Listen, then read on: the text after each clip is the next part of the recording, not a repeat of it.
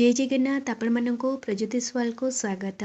हिंदू धर्म रे एकादशी व्रतर बहुत महत्व रही थाए। आउ एई एकादशी गोटे मासरे दुई थर पड़ी थाए। एमती देखले 12 मासरे आमर 24 टी एकादशी रही थाए। सेही परी वर्षरे दुईटी पुत्रदा एकादशी पड़ी थाए। गोटे पौष मास शुक्ल पक्षरे पड़ी थाए आउ द्वितीयटी श्रावण मासर शुक्ल पक्षरे पड़ी थाए। तो एबे आपणकर श्रावण मास चलची आउ आगको आपणकर श्रावण मास शुक्ल पक्ष रे एकादशी पड़ुची। तो केबे पड़ुची देखंतु मु आपनको खड़ीरत्न पंजिका रे ही शूट करी देखौची। आमर अगस्ट 23 तारिख रविवार दिन श्रावण मासर शुक्ल पक्ष सेही दिन आमर देखंतु एकादशी रोची ता सहित शुक्ल पक्ष मध्य रोची। आउ एटा श्रावण मासर शुक्ल पक्षर एकादशी तिथि सेही दिन आमर पुत्रदा एकादशी रोहुची। आ से दिन आमर रविनारायण व्रत मध्य पड़ुची। रविनारायण व्रतर आपण जदि पूजा विधि ता उपरे डिटेल्स जानिया को चाहूचंदी ताहले मु पूर्व वीडियो रे सब अपलोड करची। एथिरे केवल पुत्रदा एकादशी विषय रे आपनको कहिबी। तो पुत्रदा एकादशी आपणकर अगस्ट 23 तारिख दिन ही पड़ुची। एई दिन भगवान श्री विष्णुकर माने पूजा करा जाए। तांको माने एई तांको तांको पई एई दिनटी ठीक अछि। एई दिनटी तांको पई समर्पित होइथाय। धार्मिक मान्यता अनुसार एई दिन श्रद्धापूर्वक भावे व्रतटी करिबा भगवान विष्णु को पूजा करिबा द्वारा संतान सुख ता सहित संतानर सुख समृद्धि परिवार माने खुशी तो भगवान विष्णुकर कृपा तो ये सबू लाभ करिया पई एई व्रतटी करा जाय थाए। विशेष करी एई पूजाटी संतान मानक पई करा जाय थाए। देखंतु नारु आपण जान पाथुए पुत्रदा माने पुत्र कामना करी जी एई एकादशीटी करी थाए तार मनोकामना पूर्ण होई थाए। ता सहित संतान लाभ प्राप्त कई केवल पुत्र नुहे पुत्र सहित पुत्री संतान लाभ पई जेउ दंपति उभय मध्य एई पूजाटी करी थाए बा एई व्रतटी करी थाए तो सेमानकर मनोकामना पूर्ण होई थाए। तो एकादशी तिथि केबे आरंभ होची? एकादशी तिथि सेई अगस्ट 23 तारिख रविवार दिन भोर 2टारू एकादशी तिथि आरंभ हो जाउची। आउ तार समाप्त तिथि समाप्त रोची सोमवार दिन माने 24 अगस्ट सोमवार दिन 4:18 रे शेष हो जाउची। ठीक अछि। तो आपण माने पूरा दिन सारा एकादशी तिथि रोहुची। तो सेही अनुसार आपण दिन सारा प्रभु को आपण पूजा करि परिबे। किंतु मने रखिबे पारणा करिबे। पारणा को दिन करिबे? तो एकादशी आपण रविवार दिन व्रतटी कले तो पारणा होची ता पर दिन माने सोमवार दिन। सोमवार दिन 24 अगस्ट 5:30 माने भोर 5:30 रु 8:30 मध्य आपनको पारणा करने को पड़िबो। कारण द्वादशी तिथि रे ही पारणा करा जाय थाए। तो ताहले आमर ई पुत्रदा एकादशी रो महत्व कौन रही? मुझे कहली श्रावण मासर शुक्ल पक्ष पुत्रदा एकादशी विशेष करी संतान परिवार कल्याण सुख समृद्धि पाई एई एकादशी व्रतटी करी थाए। पुत्रदा माने पुत्र बा संतान प्रदान करुथिबा एकादशी होची पुत्रदा एकादशी। एही संतान प्राप्ति सहित माने संतान प्राप्ति सहित स्वास्थ्य आपणकर जदि खराब रोची स्वास्थ्य सुख पाई नहले निजर सुख कामना करी दीर्घायु पाई परिवार रो सुख समृद्धि माने कामना करी एही व्रतटी करा जाय थाए। तो यही व्रतटी आपण जदि भगवान विष्णु को पूजा करी माने आपण मन रे जदि संतानर सुखर कामना पाई बा संतान लाभ पाई बा संतानर कल्याण पाई बा परिवार सुख समृद्धि पाई भगवान विष्णुकर पूजा करचंती ताहले आपणकर मनोकामनाटी पूर्ण होता है। ता सहित एकादशी व्रत मध्य तो जो माने एकादशी व्रत सेमिति करूचंती मध्य से माने पापरु क्षय मध्य मिली थाए पापरु मुक्ति मिली थाए आध्यात्मिक उन्नति मध्य होई थाए आउ दाम्पत्य जीवन रे सुख समृद्धि ता सहित सकारात्मक माने शक्ति मध्य आगमन होई थाए। तो यही परि रही पुत्रदा एकादशी रे किछि महत्व। तार पूजा विधि कौन देखंतु आपणकर पूजाटी होची रविवार तो आपण शनिवार दिन रु माने एक बार करिवे। ठीक अछि। एकादशी व्रत माने शनिवार दिन आपण एक बार करिवे मुंड धोई गाधेइबे गोटे बेला आपण अन्न भोजन करिवे।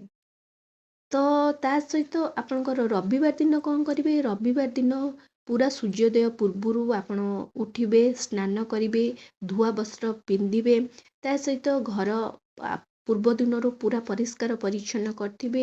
ଆଉ ସେଇଦିନ ଆପଣ ଶୁଦ୍ଧ ମାନେ ଭଲ ଶୁଦ୍ଧ ବସ୍ତ୍ର କିଛି ପିନ୍ଧିବେ। ପିନ୍ଧି ସାରିଲା ପରେ ପୂଜା ସ୍ଥାନକୁ ପୂର୍ବ ଦିନରୁ ସଫାସୁତୁରା ମଧ୍ୟ କରିପାରିବେ, ନହେଲେ ସେଇଦିନ ମଧ୍ୟ ସଫାସୁତୁରା କରିପାରିବେ। ତ କରିସାରିଲା ପରେ ଆପଣ କ'ଣ କରିବେ, ସେଦିନ ଭଗବାନ ବିଷ୍ଣୁଙ୍କ ସହିତ ମା ଲକ୍ଷ୍ମୀଙ୍କୁ ଆପଣ ପୂଜା କରିବେ। କାରଣ ଘରେ ଭଗବାନ ବିଷ୍ଣୁଙ୍କୁ ଯଦି ପୂଜା କରୁଛନ୍ତି, ମା ଲକ୍ଷ୍ମୀ ତ ସାଥିରେ ସବୁବେଳେ ରହିଥାନ୍ତି। ତ ତାଙ୍କୁ ସାଥି ହେଇ ପୂଜା କଲେ ବହୁତ ଶୁଭ ଆଉ ବହୁତ ଭଲ। ତ ତାଙ୍କର କ'ଣ କରିବେ, ଆପଣଙ୍କ ପ୍ରତିମା ଯଦି ଅଛି ତ ତାଙ୍କୁ ପୂଜା କରିବେ।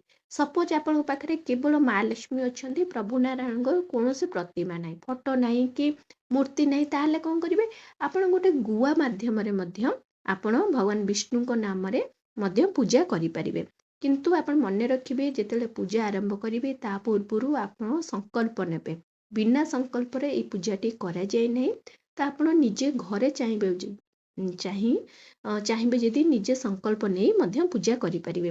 କିଛି ଅସୁବିଧା ନାହିଁ। ଯେମିତି ଆପଣ ଡେଲି ପ୍ରତିଦିନ ଭଗବାନଙ୍କୁ ପୂଜା କରୁଛନ୍ତି, ସେମିତି ଆପଣ ପୂଜା କରିବେ, ପଞ୍ଚୋପଚାର ବିଧିରେ ପୂଜା କରିବେ। କିନ୍ତୁ ସେଦିନ ଯେହେତୁ ଏକାଦଶୀ ତିଥିଟା ଏତେ ବଡ଼ ଦିନଟି, ଆପଣ ଚାହିଁବେ ଯଦି ସେଦିନ ଭଗବାନ ବିଷ୍ଣୁଙ୍କ ସହିତ ମା ଲକ୍ଷ୍ମୀଙ୍କୁ ମଧ୍ୟ ପଞ୍ଚାମୃତରେ ସ୍ନାନ କରିଦେବେ, ଗଙ୍ଗା ଜଳରେ ସ୍ନାନ କରିପାରିବେ, ହଳଦୀ ପାଣି ତାଙ୍କୁ ସ୍ନାନ କରିପାରିବେ, ଆପଣ ଶୁଦ୍ଧ ଜଳରେ ସ୍ନାନ କରିବେ। ସ୍ନାନ କରିସାରିଲା ପରେ ତାଙ୍କୁ ଟିକେ ଭଲସେ ପୋଛିଦେବେ। ପୋଛି ସାରିଲା ପରେ କିଛି ନୂଆ ବସ୍ତ୍ର ପରିଧାନ ତାଙ୍କୁ କରେଇଦେବେ। ତାପରେ ଚନ୍ଦନ ସିନ୍ଦୁର ଅର୍ପଣ କରିବେ। ଆଉ ପ୍ରଭୁଙ୍କର ପ୍ରିୟ ପତ୍ର ହେଉଛି ତୁଳସୀ ପତ୍ର। ତୁଳସୀ ପତ୍ର ଆପଣ ଅର୍ପଣ କରିପାରିବେ। କିନ୍ତୁ ସେଦିନ ଯେହେତୁ ଏକାଦଶୀ ଅଛି, ସେଦିନ ଆପଣ ତୁଳସୀ ପତ୍ର ତୋଳିବେ ନାହିଁ। ତା ପୂର୍ବ ଦିନରୁ ଆପଣ ତୋଳି କରି ରଖିଦେଇଥିବେ, ସେଦିନ ଆପଣ ଅର୍ପଣ କରିବେ। ଆଉ ସେଦିନ ତା ସହିତ ଦୀପ ଧୂପ ଚନ୍ଦନ ଅକ୍ଷତ ଫୁଲ ଦେଇ ଆପଣ କ'ଣ କରିବେ, ପଞ୍ଚୋପଚାର ବିଧିରେ ପୂଜା କରିବେ। ନୈବେଦ୍ୟ ଆପଣ ଅର୍ପଣ କରିବେ। ଯେହେତୁ ଏକାଦଶୀ ତିଥିରେ ଅନ୍ନ ଭୋଜନ କରାଯାଏନି କି, ଆପଣ କ'ଣ କରିବେ, ସେଦିନ ଅନ୍ନର କିଛି ଜିନିଷ ଆପଣ ଭଗବାନଙ୍କୁ ପୂଜାରେ ନ ଲଗେଇ ଆପଣ କ'ଣ କରିବେ, ସେଦିନ ଫଳ ମୂଳ ମିଠା ଏସବୁ ଜିନିଷ ଆପଣ ପଞ୍ଚାମୃତ ଏସବୁ ମାନେ ନୈବେଦ୍ୟ ଆକାରରେ ଲଗେଇ ପାରିବେ। ତାପରେ ଆପଣ କ'ଣ କରିବେ, ଓମ୍ ନମୋ ଭଗବତେ ବାସୁଦେବାୟ ମନ୍ତ୍ର ଜାପ କରିପାରିବେ, ନହେଲେ ବିଷ୍ଣୁଙ୍କର ସହସ୍ରନାମ ମନ୍ତ୍ର ଜାପ କରିପାରିବେ। ତା ସହିତ ଆପଣ କ'ଣ କରିବେ, ଆଳତି ଝୁଣା କର୍ପୂର ଆଳତି ଦେଇ ଆପଣ କ'ଣ କରିବେ, ପ୍ରଭୁଙ୍କୁ ପୂଜା କରିବେ। ତାପରେ ସୂର୍ଯ୍ୟଦେବଙ୍କୁ ଅର୍ଘ୍ୟ ଦେବେ, ତୁଳସୀ ମାଙ୍କୁ ପୂଜା କରିବେ। ଏସବୁ ଆପଣ ପୂଜା କରିସାରିଲା ପରେ ଆପଣ ମନ୍ଦିର, ଯଦି ଆପଣଙ୍କ ଘର ପାଖରେ ମନ୍ଦିର ଅଛି, ଲକ୍ଷ୍ମୀ ନାରାୟଣ ମନ୍ଦିର, ସେଠି ଆପଣ ମନ୍ଦିର ମଧ୍ୟ ଯାଇପାରିବେ। ସନ୍ଧ୍ୟା ସମୟରେ ଆପଣ ଭଗବାନ ବିଷ୍ଣୁଙ୍କର ଆଳତି କରିପାରିବେ, ତାଙ୍କର ପାଠ ମଧ୍ୟ କରିପାରିବେ। ତାପରେ ଦ୍ୱାଦଶୀ ତିଥିରେ ଆପଣ କ'ଣ କରିବେ, ମୁଁ ଆପଣଙ୍କୁ ଯେଉଁ କହିଲି ସମୟଟି ପାରଣା ତିଥି 5:30ରୁ 8:30 ଭିତରେ ଆପଣ କ'ଣ କରିବେ, ସେ ସମୟରେ ଆପଣ ମାନେ ଆପଣ ନିଜେ ଆଉ ଥରେ ନିଜର ନିତ୍ୟକର୍ମ ସାରି ଘର ପୂଜା ଶେଷ କରିସାରିଲା ପରେ ଆପଣ କ'ଣ କରିବେ, କିଛି ଦାନ ଧର୍ମ କରି ଆପଣ କ'ଣ କରିବେ, ପାରଣା ତିଥି ପାଳନ କରିପାରିବେ। ତ ଏଇ ଯେଉଁ ପୂଜାଟି ରହୁଛି, ଆର ପୂଜା ସାମଗ୍ରୀ କ'ଣ? ପୂଜା ସାମଗ୍ରୀ ଭଗବାନ ବିଷ୍ଣୁଙ୍କର କୌଣସି ବି ପ୍ରତିମା, ଯଦି ପ୍ରତିମା ନାହିଁ ତାହେଲେ ଗୁଆ ମଧ୍ୟ ଆପଣ ମାନେ ଗୁଆ ମାଧ୍ୟମରେ ମଧ୍ୟ ପୂଜା କରିପାରିବେ। ତା ସହିତ ମାନେ ଯେତେବେଳେ ପୂଜା ଆରମ୍ଭ କରିବେ ତା ପୂର୍ବରୁ କଳସ ସ୍ଥାପନା କରିବେ। ତ କଳସ ସ୍ଥାପନା ଯାହା ବି ଜିନିଷ ଲାଗିବ ଆପଣ ମଧ୍ୟ ସେଇ ଜିନିଷ ଦରକାର। ତା ସହିତ ଫୁଲ, ତୁଳସୀ, ଚନ୍ଦନ, ଅକ୍ଷତ, ସିନ୍ଦୁର, ଧୂପ, ଦୀପ, ପଞ୍ଚାମୃତ, ଫଳ, ନଡ଼ିଆ, ଭଗବାନଙ୍କ ପାଇଁ ବସ୍ତ୍ର, ନୈବେଦ୍ୟ, କର୍ପୂର, ଏସବୁ ଯେଉଁଟା ଛୋଟ ଛୋଟ ଜିନିଷ, ସେସବୁ ଜିନିଷ ଆପଣଙ୍କୁ ଲାଗିବ। ତା ସହିତ ଏଦିନ ଆପଣ କ'ଣ ଖାଇବେ ନାହିଁ, ସେଦିନ ଆପଣ ଦେଖନ୍ତୁ ଭୁଲ ସେ ବି ଅନ୍ନ ଭୋଜନ କରିବେ ନାହିଁ। ଆପଣ ଫଳ ଆହାର କରିପାରିବେ। ଫଳ ବା ଆପଣ ଘରେ ନିଜେ ପ୍ରସ୍ତୁତ କରିବେ ଜୁସ୍ ବା ପଣା, ମାନେ କ୍ଷୀର, ଦହି ଏସବୁର ମିଶେଇ ଆପଣ କ'ଣ କରିବେ, ପଣା ପ୍ରସ୍ତୁତ କରିପାରିବେ, ଲସି ପ୍ରସ୍ତୁତ କରିପାରିବେ, ବା ଫଳ ମିଶେଇ ଫଳ ଜୁସ୍ ବି ମଧ୍ୟ କରିପାରିବେ। ଏସବୁ ଆପଣ ଖାଇବେ। ରାତ୍ରିରେ ଆପଣ କିଛି ଖାଇବେ ନାହିଁ, ସେଇ ଫଳମୂଳ ଖାଇ ରହିପାରିବେ। ଯଦି ଆପଣଙ୍କ ଦେହ ଖରାପ ଅଛି ବା କିଛି ଅସୁବିଧା ଅଛି, ତାହେଲେ ଆପଣ ରୁଟି, ପରଟା, ଡାଲମା ଏସବୁ କରି ରାତ୍ରିରେ ମଧ୍ୟ ଖାଇପାରିବେ, ନହେଲେ ରାତ୍ରି ପୂର୍ବରୁ ମଧ୍ୟ ଆପଣ ଖାଇ ରହିପାରିବେ। ଆଉ ସେଦିନ କ'ଣ ଖାଇବେ ନାହିଁ, ସେଦିନ ଆପଣ ବିଲକୁଲ ବି ଭୁଲ ସେ ବି ଅନ୍ନ ଭୋଜନ କରିବେ ନାହିଁ, ପିଆଜ ରସୁଣ ଖାଇବେ ନାହିଁ, ମାଛ ମାଂସ ଅଣ୍ଡା ଏସବୁ ଖାଇବେ ନାହିଁ, ମଦ ଏସବୁ ମାନେ ଯେତିକି ଖରାପ ଜିନିଷ ଅଛି ତ ସେ ସବୁ ଖାଇବେ ନାହିଁ। ମସରୁମ୍ ହେଲା, ଯେତିକି ଆମିଷ ଯୁକ୍ତ ଖାଦ୍ୟ ଯେମିତିକି ମସରୁମ୍ ହେଲା ବା ଛତୁ ହେଲା, ମସୁର ଡାଲି ହେଲା, ଯେଉଁଟା ଆମିଷରେ ବି ମାନେ ଗଣାଯାଏ ସେ ଜିନିଷ ମଧ୍ୟ ଆପଣ ଖାଇବେ ନାହିଁ। ଆଉ ଏହି ଦିନ ଆପଣ କ'ଣ କରିବେ? ଏହି ଦିନ ଆପଣ ଭଗବାନ ବିଷ୍ଣୁଙ୍କର ପୂଜା କରିବେ। ତା ସହିତ ଭଗବାନ ବିଷ୍ଣୁଙ୍କର ଅତି ପ୍ରିୟ ପତ୍ର ତୁଳସୀ ପତ୍ର ଅର୍ପଣ କରିବେ। ଭଗବାନ ବିଷ୍ଣୁଙ୍କର ମନ୍ତ୍ର ଜାପ କରିବେ। ପୁତ୍ରତା ଏକାଦଶୀର ଯାହା ବି ବ୍ରତ କଥା ଆପଣ ଶୁଣିପାରିବେ, ନହେଲେ ପଢ଼ିପାରିବେ। ଭଗବାନ ବିଷ୍ଣୁଙ୍କର ସହସ୍ରନାମ ଜପ କରିପାରିବେ। ନିଜ ସନ୍ତାନର ମାନେ ସ୍ୱାସ୍ଥ୍ୟ ଆଉ ସୁଖ ପାଇଁ ପ୍ରାର୍ଥନା କରିପାରିବେ।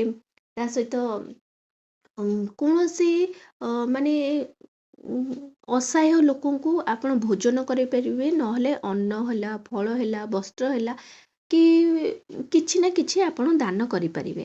ଆଉ ସେଦିନ ଆପଣ ବିଲକୁଲ ବି କାହା ଉପରେ ରାଗିବେ ନାହିଁ, ମିଛ କଥା କହିବେ ନାହିଁ, ନିନ୍ଦା ଅପମାନ କାହାକୁ ଦେବେ ନାହିଁ, ପରଚର୍ଚ୍ଚା କରିବେ ନାହିଁ। ତା ସହିତ ଆପଣ ବ୍ରହ୍ମଚର୍ଯ୍ୟର ପାଳନ କରିବେ। ତା ସହିତ କାହାର ଅପମାନ କରିବେ ନାହିଁ, ରାଗିବେ ନାହିଁ, ତାମସିକ ଭୋଜନ କରିବେ ନାହିଁ, ତୁଳସୀ ପତ୍ର ତୋଳିବେ ନାହିଁ, ଏସବୁ ଆପଣ କରିବେ ନାହିଁ। ସେଦିନ ଆପଣ କ'ଣ ଦାନ ଦେଇପାରିବେ? ଅନ୍ନ, ଫଳ, କୌଣସି ବସ୍ତ୍ର, ଏସବୁ ଆପଣଙ୍କର ଇଏ ଦେଖି ଆପଣ ଦେଇପାରିବେ। ଆଉ ମନ୍ତ୍ର କ'ଣ ଜାପ କରିପାରିବେ? ମନ୍ତ୍ର ଓମ୍ ନମୋ ଭଗବତେ ବାସୁଦେବାୟର ମନ୍ତ୍ର ଜପ କରିପାରିବେ, ନହେଲେ ଓମ୍ ନମୋ ନାରାୟଣ ଏଇ ମନ୍ତ୍ର ମଧ୍ୟ ଆପଣ ଜପ କରିପାରିବେ। ଠିକ୍ ଅଛି, ଏହିପରି କିଛି ନିୟମ ରହିଛି ପୁତ୍ରଦା ଏକାଦଶୀର। ଆଶା କରୁଛି ଭିଡ଼ିଓଟି ଆପଣମାନଙ୍କୁ ବହୁତ ପସନ୍ଦ ଆସିଥିବ। ଯଦି ଆସିଛି ତାହେଲେ ଏହି ଚ୍ୟାନେଲକୁ ଜଲ୍ଦି କରି ଲାଇକ୍ ସେୟାର ସବସ୍କ୍ରାଇବ୍ କରିଦିଅନ୍ତୁ। ନମସ୍କାର।